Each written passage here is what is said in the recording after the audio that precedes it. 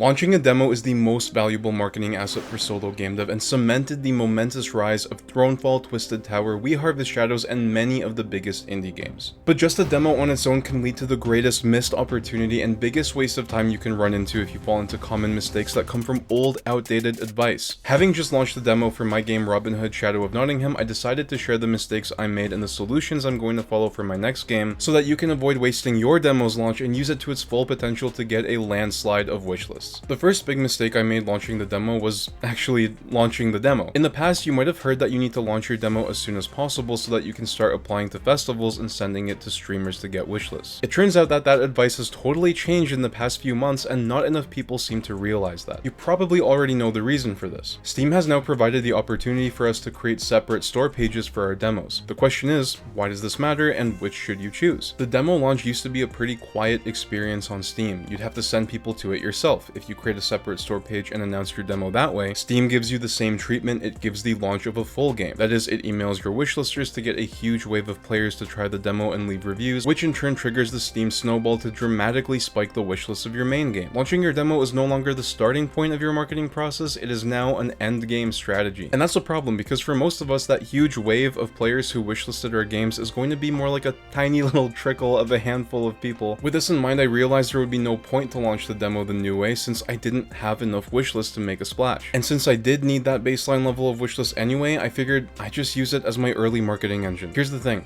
I didn't have to do that. I could have instead launched my demo as a public playtest. That way I still would have been able to use the playtest as the marketing engine and take advantage of a separate demo launch once the wishlists were higher. Now, I actually already knew all this, but there are two other main reasons that I didn't use it. First of all, on a separate demo page, players can leave reviews. Normally this is a great thing. It encourages other people to play your game and you also get free feedback for how to make your game better. But if your game gets really bad reviews, its financial performance will drop. As you might imagine, my game's chances of getting stellar reviews are pretty low. The animations are janky, there are some issues with the enemies, and it's not going to meet the quality expectations that many Steam shoppers want, which means I'm not going to get a whole lot out of launching the demo separately. If anything, it'll just encourage players to steer clear. So why is the game so bad? Well, obviously because I fell into the trap of working on the kind of game that takes 100 people 5 years to build, and I thought I could do it in 2 years. To meet a professional level of quality, even for my simplified version of the game, I'd probably need to spend another year or several replacing all the animations, overhauling the enemy AI, and taking in tons of feedback, and incorporating as much as what players want as possible. My situation was very different when I started, and since then, my priority has totally flipped to where, going forward, I'm absolutely focusing on making really optimized games. Unfortunately, the reality is I don't have any more years to spend on this game, and even if it was the highest quality possible, there is still one thing that would stop it from getting any chance of breaking through in the Steam market, and that is the fact that it fundamentally doesn't have enough conceptual appeal. Steam players in the grand scheme of things aren't looking for small stealth games, they're looking for sandboxes and simulations. If by some miracle I ended up making even $100,000 on it, which is an extreme overestimate, but ended up spending another 5 years, it's not worth it for what is effectively a $20,000 annual salary. Many new devs struggle to make a high quality game, and given just how big of an undertaking game development is, a lot of people find learning enough to reach that level of quality extremely daunting. Today's sponsor, Zero to Mastery, an educational platform to learn game dev and programming, can help you do just that. In particular, their Unity Bootcamp course will guide you through every step of Unity game development, even if you're a total beginner. Whether or not you've ever made a game or know anything about coding or Unity, you will finish this course with every technical skill you need to create the games you've always hoped to be able to make. This course teaches you using a project-based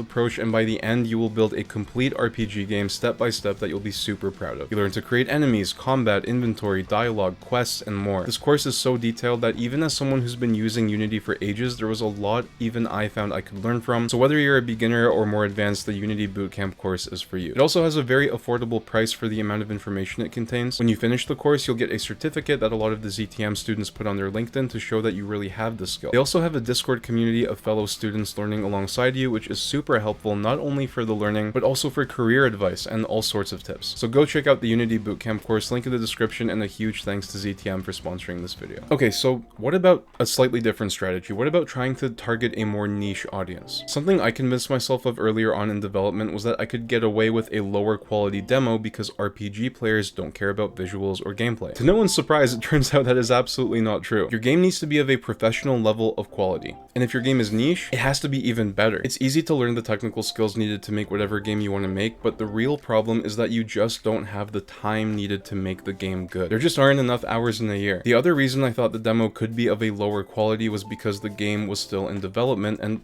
people would understand. As you might imagine, this was a total misunderstanding on my part of what a demo actually is in a marketing context. Sure, players will understand that some things will change, but the point of your demo is to present your game as is and pretty close to what the player should expect it to be in its final form. I was actually going to launch the demo in May, but realizing just how bad the demo was back then made me change course and hopefully try to salvage some of this thing. Now, a lot of people might be inclined to conclude that I just ran out of motivation, and I know motivation is a big deal to a lot of indie game devs, and you really fight and struggle with yourself to stay motivated.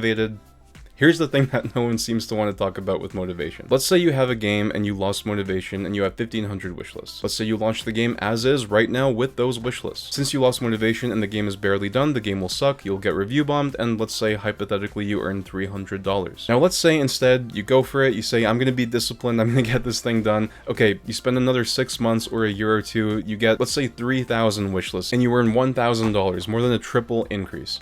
Was it worth it? No, of course not. You just wasted months on a low quality game no one, not even you, actually likes. Instead, you could have launched 4 games and made an actual reasonable amount of money. This is essentially what sunk cost fallacy actually is. If it's been 2+ years, you're already in sunk cost. If you have no Steam page and aren't anywhere near ready to make a Steam page, you're already in sunk cost. If it's been gathering wishlists and you only have a few hundred, you're probably in sunk cost. Inevitably, someone in the comments will say, I don't care about the money, I'm just doing this as a hobby. That's great, you're lucky. I would caution you though, and ask yourself whether or not that is actually true. You clicked on a video about the results of launching a demo on Steam. Anyone who wants to make a game dreams at least in some way of one day being able to do that as a job. And if you don't, if you could get paid to make the exact dream game you want to make, I think you'll agree that that sounds like a pretty good deal. In my case, game dev and YouTube have become my jobs, and I need to take it seriously. This is why I've been preparing to totally change my strategy over the past month or two, and instead of forcing myself to make my dream game, I'm just going to make small games that I actually care about and will continue to care about from the moment I start the project all the way through to the boring polishing, because it'll only take 2 or 3 months to build. That way I can earn a few $1,000s and it'll be fine, or I can earn a few $100s and supplement that with YouTube income and it'll be fine. This is how you do game dev as a business, and personally I find that prospect much more fulfilling and realistic and genuinely interesting than spending years with no goal in sight only to make a Reddit post explaining my game dev postmortem. So what exactly is that going to look like then? Well, over the past few weeks, myself and some other devs have been doing a challenge to try to maximize our chances of success with our next game. We've been testing and experimenting with a lot of these new methods. During this time, we've used the process to derive really strong ideas, build a bunch of prototypes, and nail the art. And most importantly, we've figured out a way to limit our entire dev cycle to just 3 months. The game I've come up with started with a strong foundation. It's unique, it's something I can reasonably finish, and of course, it's an idea that I love that I'm really looking forward to seeing through to completion. If this is a process you'd like to try out for yourself, grab my PDF below that summarizes an early version, and once I've refined the process, I'll let you know. Another major problem with launching your demo I've alluded to but haven't gone into detail about is that before launching your demo, your game already needs to have that strong foundation of appeal. Whether you're halfway done your game or just starting to plan out a new idea, without that strong core, your game will end up just like mine, something you were excited about once but isn't going to make money. If you want to make sure that doesn't happen, watch this video next and find out whether or not your game is appealing and what you might need to change so it stands out. Thanks for watching, and God bless.